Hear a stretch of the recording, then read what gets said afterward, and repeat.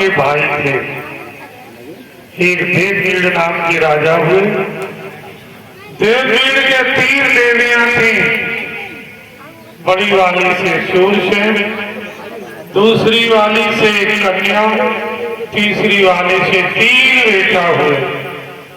अर्जन्य, पर्जन्य, राजन्य। तो शूरसेन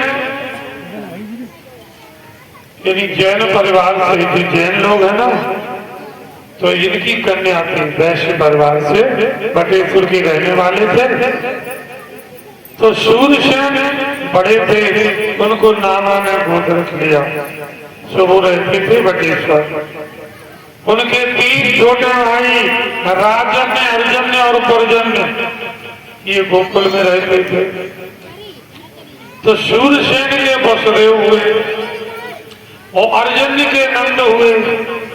तो ये खास चाचा दाऊ के हुए कि नहीं हुए? तो भगवान श्याम सुंदर हुए वसुदेव जी के यहाँ पैदा और नंद के यहाँ भेजा गया। वो उनके चाचा लगते थे। कौन लगते थे? चाचा। लेकिन आपने कथाओं में सुना होगा कि नंद बाबा है 9 लाख गरुए नंद बाबा के। तो नंद बाबा जी तो कहते, अब नंद को बाबा क्यों कहा जाता है, ये बात फंस गई है। नंद जी को बाबा क्यों कहते थे भगवान, ये बात है त्रेता की। दशरथ जी महाराज के एक चाचा थे, उनका नाम था वीरसेन। चाची का नाम था रतनमाला। ध्यान देना कथा में, ये झांकी भांकी तो निकलती रहती है। तो चाचा का नाम वीरसेन, चाची का नाम रतनमाला। दशरथ जी के ये चाचा थे। परिवार जैसे परिवार बड़ा होता है। एक दिन वीरसेन भगवान श्री राम को गोदी में लेकर अपने महल में आए और भगवान को अपनी धर्म पत्नी को दे दिया। तो भगवान श्री राम सो गए। धीरे धीरे शाम हो गई, 9-10 बज गए। दशरथ जी महाराज वीरसेन के यहाँ आए। कहा चाचा राम जी सो गए हैं, राम को हमें लाओ, घर ले जाए। रतनमाला और वीरसेन के कोई संतान नहीं थी। जिनके संतान नहीं होती है उन्हें संतान से बड़ा लगाव होता है। दोनों की इच्छा ये थी कि आज रात में राम जी हमारे यहाँ रह जाए, मैं प्यार करूंगा। दोनों का भाव था। लेकिन दशरथ जी ने चाची की गोदी से राम जी को उठा लिया और अपने घर आए। तो रत्नमाला को, वीरसेन को बड़ा दुख हुआ कि हमारी कोई संतान नहीं है। दशरथ जी ने अपने पुत्र को हमारी गोदी से उठा लिया। बहुत दुख हुआ और उन्होंने वो अवध नगरिया त्याग दी, छोड़ दी अवध नगरिया। प्रवास क्षेत्र में आए, 10,000 वर्ष तक तप किया। भगवान प्रकट हुए, वरदान मांगो। भगवान प्रकट हुए, भगवान ने कहा वरदान मांगो। अब वीरसेन और रतनमाला दोनों रोए, फूट फूट के रोए, रोना बंद न करे। भगवान ने कहा क्यों रो रहे हो बताओ तो। लेकिन रोना बंद नहीं किया। बहुत समय हो गया। कहा भगवान ने आंसू पहुंचे कि भक्तों रो नहीं, बताओ क्या बात है। रतनमाला और वीरसेन ने कहा कि आप भगवान हैं, हम जानते हैं कि राम रूप में उतार लिया, तो हम तुम्हें अपने घर में रखना चाहते थे एक रात के लिए। तो दशरथ जी ने गोदी से उठा लिया, ये मुझे बहुत बड़ा दुख है। तो भगवान नारायण ने कहा तुम दुखी मत हो। रामावतार में अगर तुम्हारी गोदी से हमें उठा के ले गए दशरथ जी, जब हम कृष्ण बनेंगे तो यही दशरथ जी वसुदेव बनेंगे और तुम नंद बनोगे, नंद यशोदा बनोगे। दशरथ और कौशल्या दशरथ और देवकी बनेंगे तो रामावतार में ये तुम्हारे घर से उठा के लाए थे, ये अब कृष्ण बनेंगे तो अपने सिर पर रखकर ये तुम्हारे घर करने जाएंगे। ठीक है, अब तो खुश हो। दोनों ने कहा प्रभु बात तो ठीक है, भगवान ने की एक बात और सुन लो, रिश्ता नहीं बदलेंगे, रिश्ता तो त्रिता वाला ही रखेंगे। दशरथ जी के चाचा राम के कौन हुए? दशरथ के चाचा राम जी के कौन हुए? बाबा। तो अगर को रिश्ता तो भैया त्रिता वाला ही रखेंगे। इसलिए भगवान श्री कृष्ण नंद को बाबा कहा करते थे। तो तैयार हो रहे महाराज जी, भगवान के पिताजी बन गए। और शरीर बड़ा कमजोर है, आराम से धीरे धीरे उससे भी आ रहे हैं।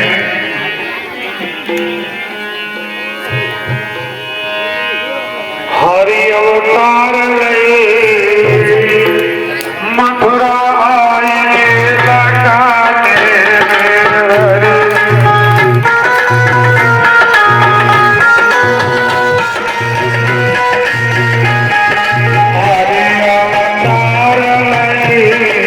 मथुरा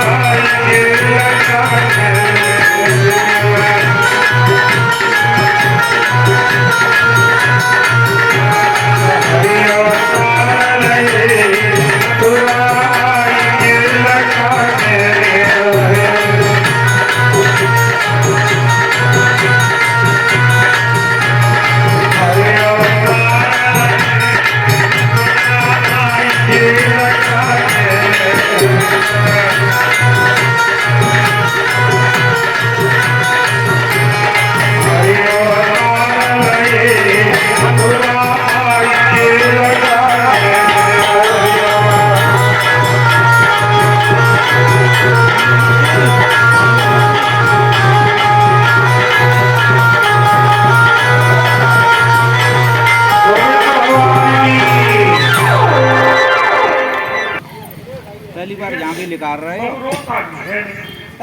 ले ले कन्हैया तुम्हारी गोदी में आए तो 5100 रुपये मांगा।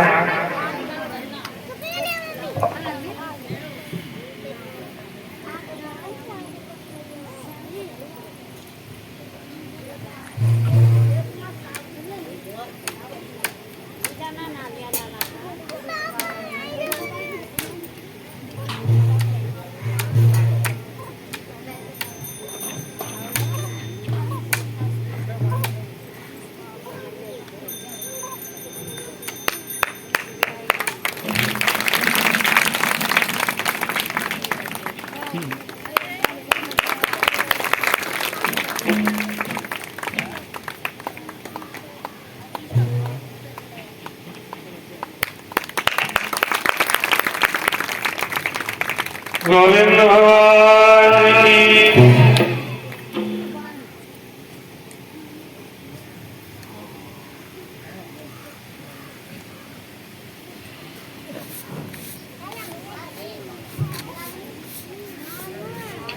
गोविंद भगवान की सेट कर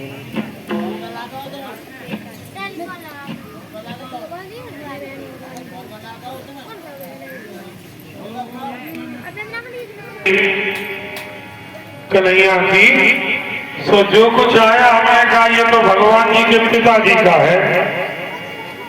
फिर एक सज्जन बोले गुरु जी थोड़ा नाराज है जाओ और कम से कम 5100 मांगना तो पल्ले 200 पड़ जाएंगे। लेकिन मैं प्यास हो ये काम तो उनका होता है जब घरों में बालक पैदा होते हैं तब वो आती कहती मैं 5100 लूंगी। अरे हम प्यास है ये मजाक है। पैसा बहुत कुछ है लेकिन पैसा सब कुछ नहीं।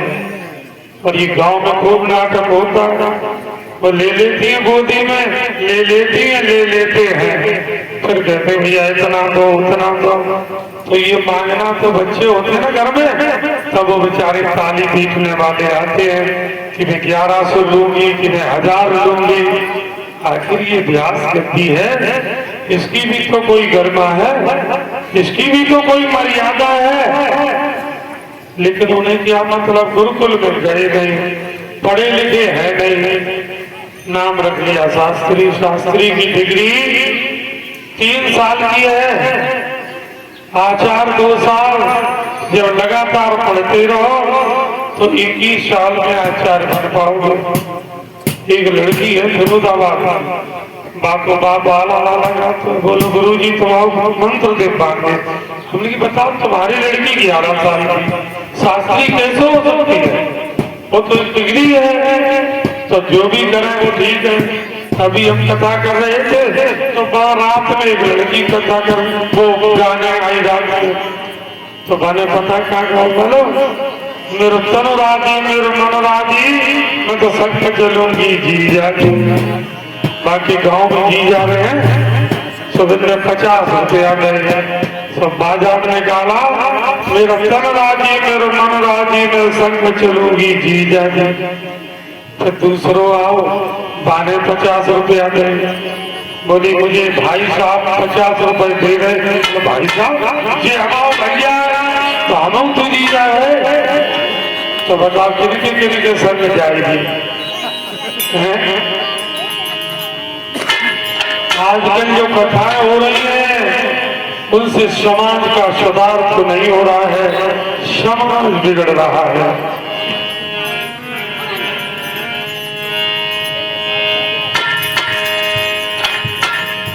दो मिनट प्रभु का नाम ले लो। जय जय राधा गिरधारी गिरधारी श्याम बनवारी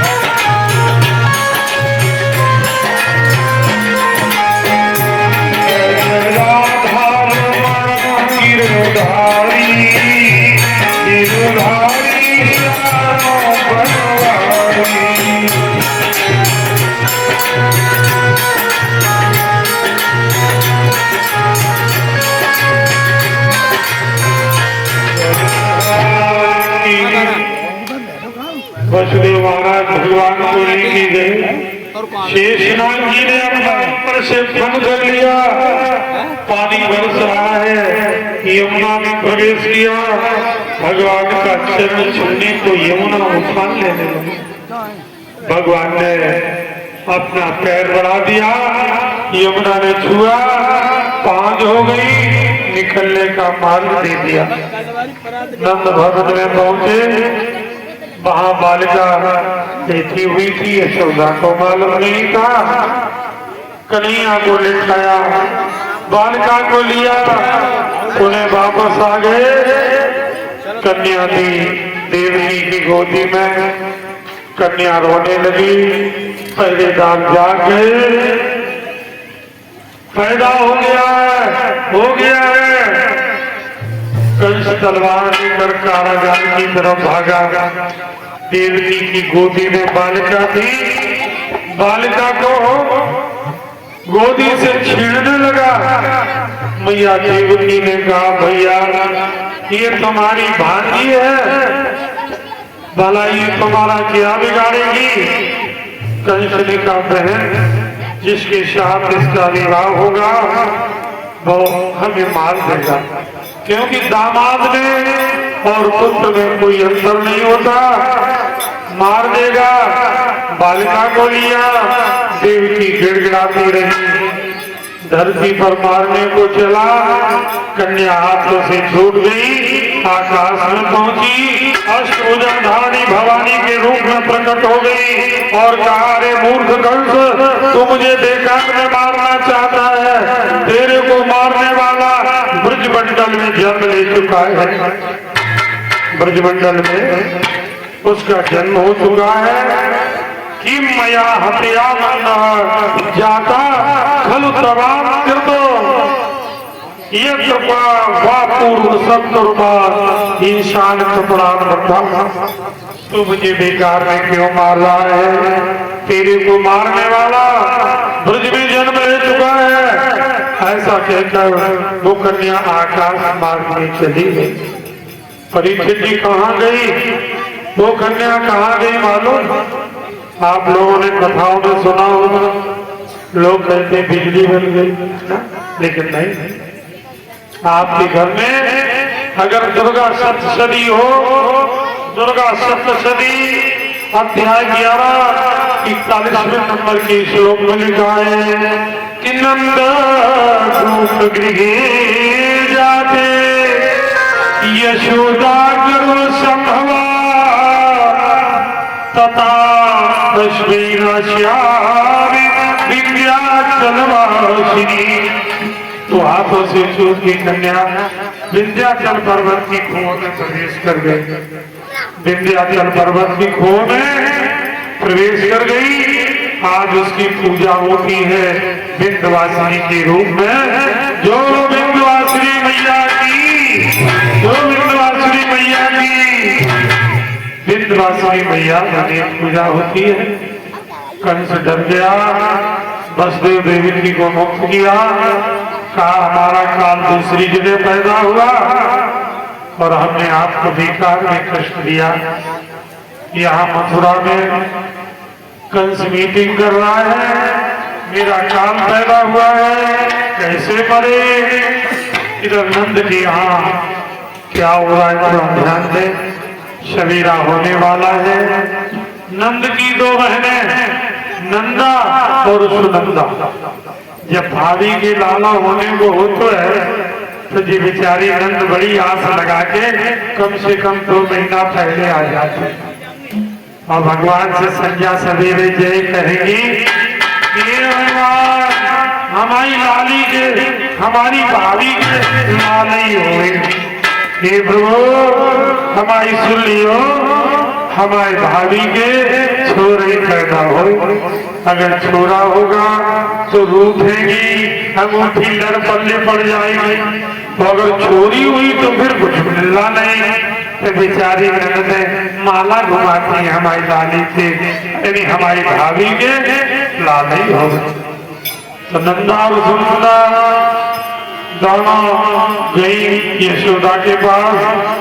एक नील वर्ण के बालक को देखा, उत्तरिया हटाया, अरे ये तो लाला है, लो नंद के लाला की, लो नंद के लाला की।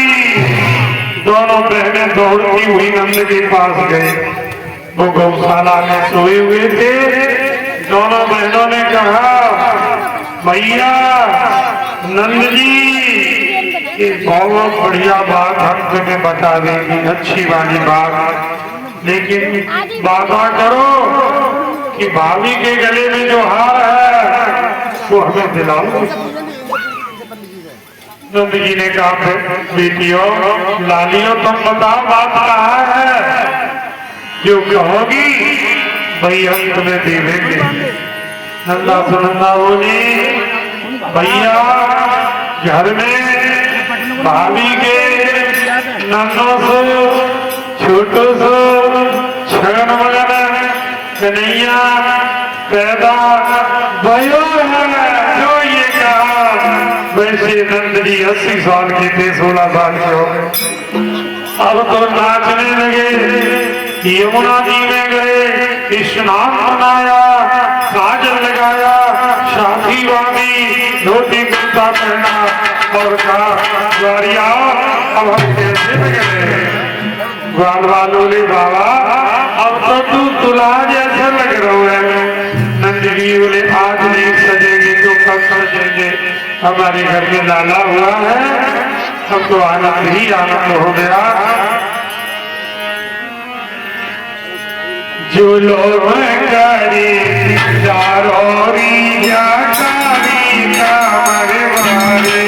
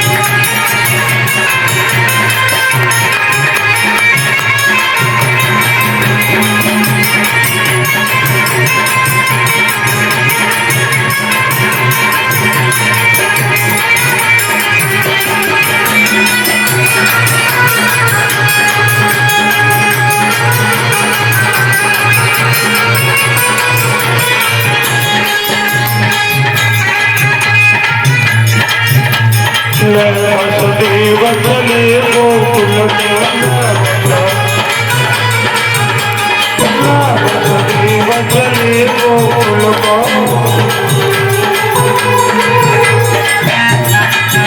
यमुनारी चरण पखारे रिया तारी